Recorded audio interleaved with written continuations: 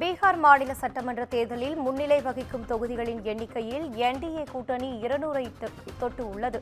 NDA கூட்டணி வேட்பாளர்கள் 198 தொகுதிகளில் முன்னிலை வகித்து வருகின்றனர். இந்தியா கூட்டணியை சேர்ந்த வேட்பாளர்கள் 40 தொகுதிகளில் முன்னிலை வகிக்கின்றனர்.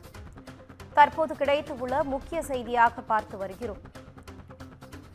பீகார் மாநில சட்டமன்ற தேர்தலில் முன்னிலை வகிக்கும் தொகுதிகளின் எண்ணிக்கையில் என்டிஏ கூட்டணி 200-ஐ நெருங்குகிறது. என்டிஏ கூட்டணி வேட்பாளர்கள் 198 தொகுதிகளில் முன்னிலை வகித்து வருகின்றனர். இந்தியா கூட்டணியை சேர்ந்த வேட்பாளர்கள் 40 தொகுதிகளில் முன்னிலை வகிக்கின்றனர்.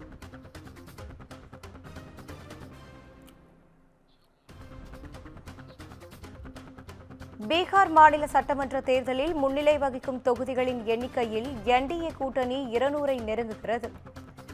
இது குறித்தான கூடுதல் தகவலோடு இணைகிறார் எமது செய்தியாளர் சிவகுமார். வணக்கம் சிவகுமார், தகவல்களை பகிரலாம். அதாவது நடந்து முடிஞ்ச பீகார் சட்டமன்ற தேர்தலில் கிட்டத்தட்ட 200 இடங்களை நெருங்கி இருக்குது பிஜேபி மற்றும் அதன் கூட்டணி. அதாவது மொத்தம் உள்ள 244 தொகுதிகளில் ஏறத்தாழ 200 தொகுதிகள் தற்போதைய நிலவரப்படி 198 தொகுதிகளில் வந்து பிஜேபி வந்து முன்னிலை வச்சுட்டு இருக்குதுங்க.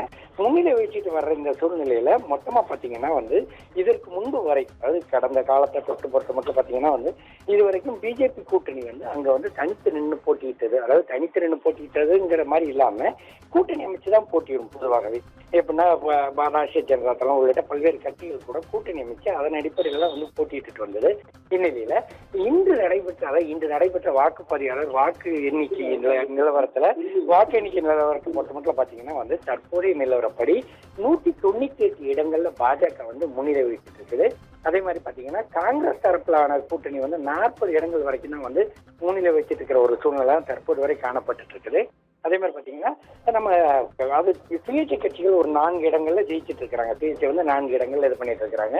காங்கிரஸ் கூட்டணியை மட்டும் பாத்தீங்கன்னா ஆர்ஜேடி வந்து 30 இடங்கள்லயும் காங்கிரஸ் வந்து 4 இடங்கள்லயும் வந்து முன்னிலை வச்சுட்டு இருக்குது. மொத்தம் உள்ள 243 தொகுதிகள்ல பாஜகவானது ஏறத்தாழ 200 நெருங்கி இருக்குதுன்னே சொல்லலாம். அதாவது 198 இடங்கள் அப்படிங்கிறது வந்து ஒரு மிகப்பெரிய தாக்கம். அதே மாதிரி பாஜக தனிப்பெரும்பான்மையா 90 இடங்கள் அங்க வந்து ஜெயிச்சிருக்குது.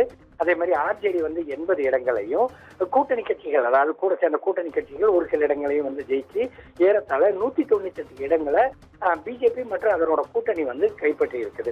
இதுல வந்து பாஜகவுக்கு 90, ஜேடியுக்கு 80, எல்ஜேபி 21, ஹெச்ஏஎம் அப்படி, அதாவது அந்த பாஜக கூட்டணியில் உள்ள கட்சிகள் வந்து இவ்வளவு தொகுதிகளை பெற்றிருக்கிற நிலையில காங்கிரஸ் கூட்டணியானது ராஷ்டிரிய ஜனதா தளம் 30, காங்கிரஸ் வெறும் 4 இடங்கள்ல மட்டுமே வந்து முன்னிலை வைச்சிட்டு இருக்கிற ஒரு சூழ்நிலை காணப்பட்டு இருக்குது. கடந்த சில தினங்களுக்கு முன்பு நடைபெற்ற கருத்து கணிப்பு கூட்டங்கள்ல வந்து என்ன சொன்னாங்கன்னு பாத்தீங்கன்னா, முதல் கட்டமா அதிமுக அதாவது பாஜக வந்து பின்தங்கும், காங்கிரஸ் நாங்க வந்து 14ஆம் தேதி ஜெயிப்போம், 18ஆம் தேதி ஆட்சி அமைப்போம் அப்படின்னு சொல்லி காங்கிரஸ் கட்சியோட பிரதான முதலமைச்சர் வேட்பாளராக அறிவிக்கப்பட்டிருந்த தேஜஸ்வி யாதவ் வந்து சொல்லியிருந்த ஒரு சூழ்நிலையில தற்போது அவரோட தொகுதியிலே அவர் வாக்குகள் வந்து ஏறத்தாழ இழுபறி நிலையில தான் போயிட்டு இருக்குது. அதாவது 100 வாக்குகள் 200 வாக்குகள் முன்னிலை பெறதும் பின்னிலை பெறதும் அந்த சூழ்நிலை தற்போது வரை அவரோட நிலையில் நடந்துட்டு இருக்குது. அதே மாதிரி பீகாரோட அள்ளிநகர் தொகுதியில போட்டியிட்ட மைத்திலி தாக்கூர், பாஜகவோட முக்கிய பிரமுகர்கள்ல ஒருவரான மைத்திலி தாக்கூர் வந்து இதுவரை வந்து பாத்தீங்கன்னா 25,764 வாக்குகள் பெற்று முன்னிலை பெற்றுட்டு இருக்கிறாங்க. அதே மாதிரி பாத்தீங்கன்னா பல்வேறு இடங்கள்ல பாஜக வந்து இன்னும் முன்னிலை நோக்கி தான் போயிட்டு இருக்குது. இப்ப கூட பாத்தீங்கன்னா காங்கிரஸோட நிலை வந்து 5 இடங்கள்ல இருந்து 4 இடங்களுக்கு பின்னால் போயிடுச்சு.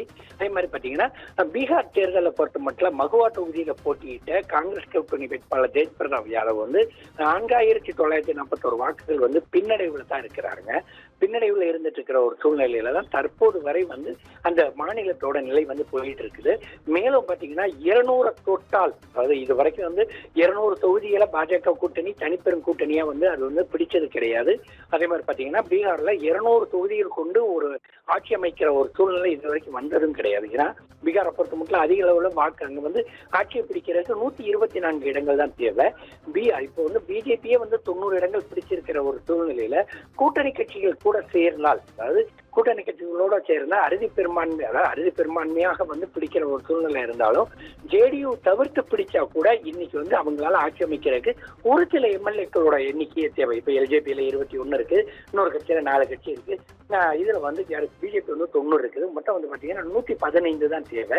அது போக 6 எம்எல்ஏக்கள் மட்டுமே அவங்களுக்கு வந்து பிடிக்கிற ஒரு சூழ்நிலை இருந்தது அப்படின்னா பிஜேபி தனிப்பெரு கட்சியா அங்க வந்து ஆட்சி அமைக்கிறதுக்கு வாய்ப்புகள் இருக்குது.